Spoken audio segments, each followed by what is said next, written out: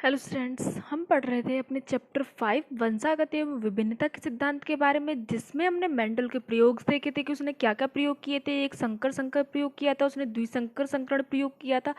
उसके बाद हमने जाना था उसके नियम के बारे में कि उसने अपने क्या क्या नियम दिए थे। तो सबसे पहले हमने जो प्रयोगों की बात करी थी, प्रयोगों में हमने देखा था कि उसने अपने 3 प्रयोग बताए थे। पहला था प्रभाविता का नियम, दूसरा था उसका पृथक्करण का नियम, तीसरा था उसने स्वतंत्र अपव्ययन का नियम।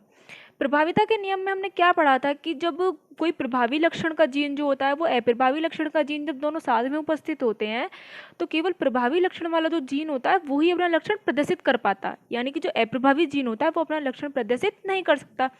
ये था उसका प्रभाविता का लक्षण। उसके बाद फिर नेक्स्ट हमने देखा कि उसने पृथक्करण का नियम दिया। पृथक्करण के नियम में उसने क्या दिया कि ये जो कारक युग्मक होते हैं वो बनते बनते क्या होते हैं, वो बनते बनते आधे आधे पृथक होकर युग्मनज में चले जाते हैं। ये उसका पृथक्करण का नियम था। उसके बाद उसने तीसरा नियम दिया था अपना स्वतंत्र अपव्ययन का नियम। उसके बाद हमने उसका तीसरा नियम देखा स्वतंत्र अपव्ययन का नियम। उसमें हमने क्या देखा कि जब दो लक्षणों को हम एक साथ लेकर चल रहे थे, यानी कि दो लक्षण कैसे कि कोई प्लांट मोटा और छोटा भी हो और उसका कलर भी डिफरेंट हो, यानी कि गोल हो, गोल के दो गोल का अपोजिट हो गया झुर्रीदार, एक कलर पीला ले लिया तो पीला का अपोजिट हो गया हरा। तो गोल पीला और झुर्रीदार हरा में जब हम आपस में संकरण करा रहे थे तो हम क्या देख रहे थे कि जब हम उसमें द्विसंकर संकरण क्रॉस करा रहे थे दोनों युग्मक के जो जीन थे वो स्वतंत्र रूप से पृथक हो रहे थे और स्वतंत्र रूप से अपना क्या कर रहे थे, स्वतंत्र रूप से अपना लक्षण प्रदर्शित कर रहे थे, चाहे वो प्रभावी लक्षण हो या फिर अप्रभावी लक्षण हो। तो ये क्या था, ये था हमने स्वतंत्र अपव्ययन का नियम सुना। उसके बाद फिर उसने हमने कुछ नियम भी बताए थे कि उसने जब ये प्रयोग किए थे अपने तीनों, तो उसने कुछ नियम भी अप्लाई किए थे। उस पर हमने जाना व्युत्क्रम का नियम क्या था, यानी कि जो रेसिप्रोकल था, यानी कि उसने बड़ा छोटा एक ये वाला नियम लिया था, यानी कि एक प्लांट वो बड़ा लेता था एक वो छोटा लेता था। उसके बाद उसने अपना पूर्वज या प्रतीक संकरण दिया, यानी कि बैक क्रॉस, यानी कि उसने जो अपनी जो जनरेशन उसने डेवलप करी थी उसका उसने संकरण कराया था उसके पूर्वजों से। उसके बाद उसने अपना परीक्षण दिया, यानी कि टेस्ट क्रॉस के बारे में हमने जाना था। क्रॉस क्या था, टेस्ट क्रॉस में हमने जाना कि जो अज्ञात जीन था, अज्ञात जीनोटाइप था उसके बारे में कि वो लंबे वाले जो पौधे होते हैं उनका जीनोटाइप जानने के लिए जो हम परीक्षण करते थे वो था हमारा परीक्षण संकट, जो कि टेस्ट क्रॉस हमारा बहुत ज़्यादा इंपॉर्टेंट था जिसके बारे में हमने बात करी थी। उसमें उसने दो नियम अप्लाई करे थे कि दो नियम उसने क्या क्या अप्लाई किए थे। यदि F1 जनरेशन में सारे पौधे क्या होते हैं, लंबे बनते हैं, तो अज्ञात जीन कौन सा होगा, अज्ञात जीनोटाइप कैपिटल टी होगा। और फिर दूसरा उसने क्या दिया कि अगर F1 पीढ़ी में दोनों पौधे आधे लंबे और आधे बौने बनते तो उनका जीनोटाइप क्या होगा, एक कैपिटल टी होगा एक स्मॉल टी होगा। उसके बाद मेंडल ने जब अपने नियम और प्रयोग दे दिए थे तो उसके बाद उसने कुछ अपने विचलन भी दिए थे।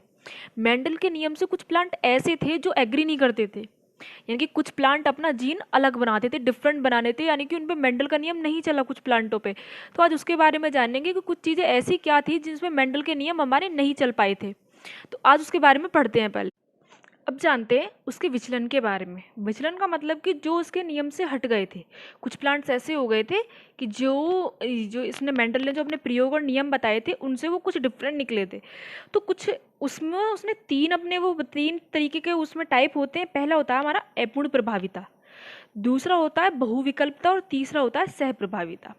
तो अपूर्ण प्रभाविता उसने उसने क्या बताया था कि जो इनकम्प्लीट डोमिनेंस होते हैं, इनकम्प्लीट डोमिनेंस हम क्या होता है इसके बारे में हम पढ़ेंगे। इसके एग्जाम्पल है 3। इसके एग्जाम्पल एक तो है मीठी मटर यानी कि लेथिरस ओडोरेटस, दूसरा है इसका स्नैपड्रैगन एंटी रायनम मेजस, और तीसरा है उसका गुलाबास पौधा। गुलाबास पौधे का बोटेनिकल नेम है मेराबिलिस जलापा और 4 o'clock प्लांट।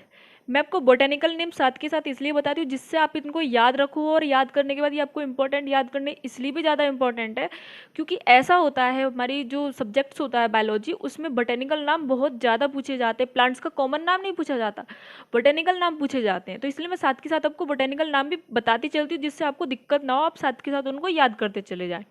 अब वो आपके ऊपर डिपेंड करता है कि आप उनको याद करते हैं या फिर आप उनको छोड़ देते हैं।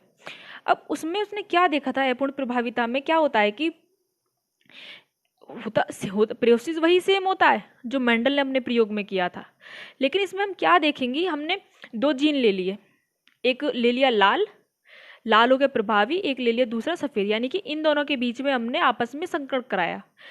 संकरण कराया तो मेंडल के प्रयोग में क्या हो रहा था कि जब हम लाल और सफेद के बीच में संकरण करा रहे थे तो एक लाल का जीन हो गया आर, एक सफ़ेद का जीन हो गया स्मॉल आर, आपस में इनका संकरण करा दिया तो हमारा नतीजा क्या निकला, रिजल्ट निकला हमारा जो युग्मक के बाद जो हमारी जनरेशन आई वही हमारी कैपिटल आर और स्मॉल आर। तो उसके हिसाब से मेंडल के हिसाब से यहाँ पे प्लांट कौन सा बनना चाहिए था, मेंडल के हिसाब से मेंडल के रूल में हम क्या देख रहे थे, इसमें प्रभाविता वाला नियम उसमें अप्लाई हो रहा था कि क्या होता है कि जो प्रभावी लक्षण होता है वो अपना जीन प्रदर्शित करता है और जो अप्रभावी लक्षण होता है वो अपना जीन प्रदर्शित नहीं करता। उसी हिसाब से तो यहाँ पे प्लांट होना चाहिए था लाल, लेकिन यहाँ पे आया है गुलाबी। यहाँ पे क्या होता है कि यहाँ पे जो सफ़ेद वाला प्लांट है अप्रभावी जो जीन है उसने भी अपना लक्षण प्रदर्शित किया है, तो लाल सफ़ेद ना होकर प्लांट गुलाबी निकला, यानी कि जो जनरेशन बनी वो गुलाबी बन गई आपस में।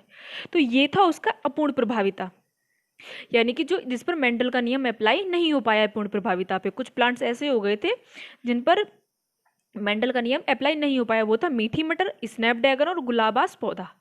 अब आता है दूसरा, बहुविकल्पता क्या होती है, यानी कि मल्टीपल एलिलिज्म। इसका एग्जाम्पल है मानव रुधिर वर्ग। मानव रुधिर वर्ग के बारे में आप वैसे पहले भी पढ़ चुके होंगे, लेकिन फिर भी आज इसके बारे में बात करते हैं क्योंकि आपको बहुत ज़्यादा इंपॉर्टेंट और एग्जाम में पूछा जाता है आपका ये, चाहे वो आपका 11th हो चाहे वो आपका 12th हो।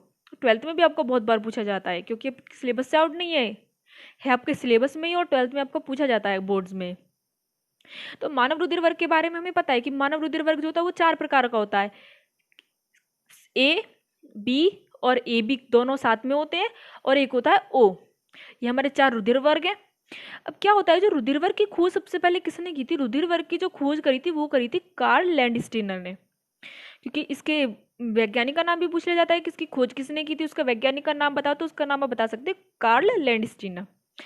अब ये तो हमें पता ही होता है कि मानव में 4 प्रकार का रुधिर वर्ग निर्धारित होता है, और उसके लिए जो रुधिर वर्ग होता है उसके लिए जो जीन जिम्मेदार होता है वो होता है हमारा कैपिटल आई, यानी कि कैपिटल आई हमारे जो जीनोटाइप होता है ब्लड ग्रुप का उसको डिफाइन करता है। तो यहाँ पे देखते हैं हम क्या है हमारा। अब हमें ये पता है कि हमारे जो ब्लड ग्रुप होते हैं ए बी सेपरेट, यानी कि capital A capital B, A B both of them दोनों एक साथ हो गए, और ओ एक ओ पॉजिटिव ओ नेगेटिव में भी होता है, लेकिन होता ओ एक ही सिंगल ही जीन है। ठीक है, अब इसके बारे में देखते हैं हम। यहाँ पे जो हमारा कैपिटल आई होता है ये क्या करता है, ये हमारे जीन को निर्धारित करता है वर्ग ग्रुप में। तो यानी कि जैसे हम देखते हैं कि जो हमारे इस तरीके से हम डिनोट कर सकते हैं अपने ग्रुप्स को, ब्लड ग्रुप्स को, capital I A capital I B और एक ये स्मॉल आई। स्मॉल आई जो होता है ये ओ को दिखाता है, यानी कि ओ ग्रुप को दिखाता है। ये कैपिटल आई बी ग्रुप को दिखाते हैं, कैपिटल आई ए ग्रुप को दिखाते हैं। जो हमारा ओ ग्रुप होता है ये हमारा अप्रभावी होता है। अप्रभावी क्यों होता है इसके बारे में भी अभी जानेंगे, वैसे हम पहले भी पढ़ चुके हैं लेकिन फिर भी मैं आपको बताऊंगी कि अप्रभावी क्यों होता है, अप्रभावी का मतलब क्या होता है। तो अगर आप चैप्टर पहले से पढ़ रहे हैं, सारी चीज़ें मेरी पढ़ रहे हैं बनाई हुई, जितनी भी मैंने आपको टॉपिक समझाए, तो आपको अप्रभावी का मतलब खुद ब खुद ही पता होगा कि अप्रभावी जीन क्या होते हैं। अब देखते हैं कि जो कैपिटल आई ए और कैपिटल आई भी होता है वो आई पर पूर्ण रूप से प्रभावी होते हैं, यानी कि जो आई होता है वो अप्रभावी हो जाता है। अप्रभावी हो जाता है कि बात हम पहले ही कर चुके हैं कि जो ओ होता है हमारा अप्रभावी होता है। अब कैपिटल जो स्मॉल आई है वो पूर्ण रूप से प्रभावी, जो पूर्ण रूप से अप्रभावी क्यों होता है, ये दोनों इसके ऊपर प्रभावी कैसे हो जाते हैं। तो पहले देखते हैं हम अपने ग्रुप के बारे में। क्या होता है कि capital I A blood group बनेगा ए, ये हमारे जीन है, ये हमारे ग्रुप है, रुधिर वर्ग है हमारे। कैपिटल आई बी ग्रुप बनेगा हमारा बी, तो ये होते हैं हमारे 2 जीन। ठीक है, अब capital I sorry small I बनाता है हमारा ओ ब्लड ग्रुप को, जो हमारा अप्रभावी जीन है। जो अप्रभावी जीन होते हैं वो क्या होते हैं कि जिसमें दोनों जीन के युग्मनज समान हो, यानी कि समयुग्मनज हो, वो होता है हमारा अप्रभावी जीन। जो हमारा ओ होता है उसमें दोनों ही स्मॉल आई होती हैं। ठीक है, अब आता है हमारा कैपिटल आई ए और एक स्मॉल आई। तो हमारा जो जीन जो हमारा ब्लड ग्रुप बनेगा वो ए ही बनेगा, क्योंकि हम पहले ही बात कर चुके हैं कि जो कैपिटल आई ए और कैपिटल आई बी वो आई पर पूर्ण रूप से प्रभावी होते हैं। तो यहाँ पर जो आई है वो अप्रभावी हो जाएगा, तो हमारा जीन बन जाएगा ए। अब कैपिटल बी और आई, तो यहाँ पे हमारा जीन बना बी। तो क्या हुआ, ये भी आपस में 2 जीन हो गए क्योंकि आई हमारा अप्रभावी हो गया। अब क्या हुआ है, अब नेक्स्ट आता है हमारा, अगर हमारा इस तरीके से हो कि कैपिटल आई ए हो और कैपिटल आई बी हो, तो हमारा ब्लड ग्रुप बनेगा ए बी। तो ये हो जाएगा हमारा एक जीन। और ये हमें पता ही कि स्मॉल आई क्या होते हैं, हमारे ओ होते हैं, तो ये हमारा एक जीन बन जाएगा। ये हो गई बात यहाँ पे। अब जानते हैं सहप्रभाविता के बारे में कि हमारा कोडोमिनेंस क्या होता है। तो सहप्रभाविता क्या होता है, जब दो जीन साथ साथ अपना लक्षण प्रदर्शित करते हैं, यही होता है सहप्रभाविता। यानी कि कैपिटल आई ए और कैपिटल आई बी दोनों क्या कर रहे हैं, ए और बी दोनों ने अपने लक्षण प्रदर्शित करे हैं, यानी कि दोनों रुधिर वर्ग बने हैं। कैपिटल आई से यहाँ से कोई फर्क नहीं पड़ा, लेकिन अपने जो रुधिर वर्ग हैं वो दोनों ही बने, तो ये होता है सहप्रभाविता को डोमिनेंस। अब जैसे कि एग्जाम्पल देखते हैं एक, कि पिता का रुधिर वर्ग ए, शिशु का रुधिर वर्ग ओ है, तो फिर पिता का जीनोटाइप बताइए। पिता का रुधिर वर्ग पता है ए है, शिशु का रुधिर वर्ग ओ है, तो पिता का जीनोटाइप पूछा है कि जीनोटाइप किस तरीके से निकलेगा। तो देखते हैं, इसमें कंफ्यूज मत हो ना, मैं आपको बता रही हूँ कि जीनोटाइप किस तरीके से निकलेगा। जीनोटाइप आपको मैं पहले भी बता चुकी हूँ मेंडल के प्रयोग में, अगर आपने ध्यान दिया हो तो। अब देखते हैं कि जो पिता का है, क्या देख रहे हैं, जीनोटाइप हम किस चीज से डिनोट करते हैं, आई से। पिता का ब्लड ग्रुप क्या है, ए। इसका मतलब क्या है कि जब बेटे का जो शिशु है उसका रुधिर वर्ग ओ है, तो इसका मतलब हम मान लेते हैं कि एलील्स जो है I I small I is equal to O हो गए हमारे। तो या तो माता के रुधिर वर्ग में और पिता के रुधिर वर्ग में दोनों में से स्मॉल आई पक्का प्रेजेंट होगा, तभी जाकर तो बेटे का रुधिर वर्ग, शिशु का रुधिर वर्ग ओ बना है। तो अब देखते हैं जो पिता का रुधिर वर्ग है वो कौन सा जीनोटाइप होगा, यानी कि कैपिटल आई ए और small I is equal to capital I A, ये पिता का रुधिर वर्ग होगा। और माता का जो रुधिर वर्ग होगा, माता के रुधिर वर्ग में भी आई पक्का प्रेजेंट होगा, स्मॉल आई। तब जाकर जब ये दोनों आपस में आपस में संकरण करेंगे दोनों युग्मक, तब जाके बनेगा शिशु का जो रुधिर वर्ग है वो ओ पॉजिटिव बनेगा। आई आपकी बात समझ में? ठीक है। अब जानते हैं जुड़वा बच्चों के बारे में कि जुड़वा बच्चे क्या होते हैं।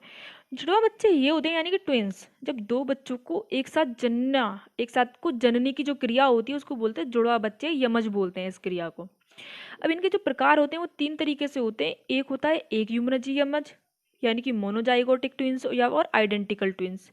दूसरा होता है द्वियुग्मनजी यमज, जिसको बोलते हैं डाइजाइगोटिक ट्विंस और फैटर्नल ट्विंस। तीसरा होता है श्यामी यमज, श्यामी यमज को श्यामी ट्विंस बोलते हैं।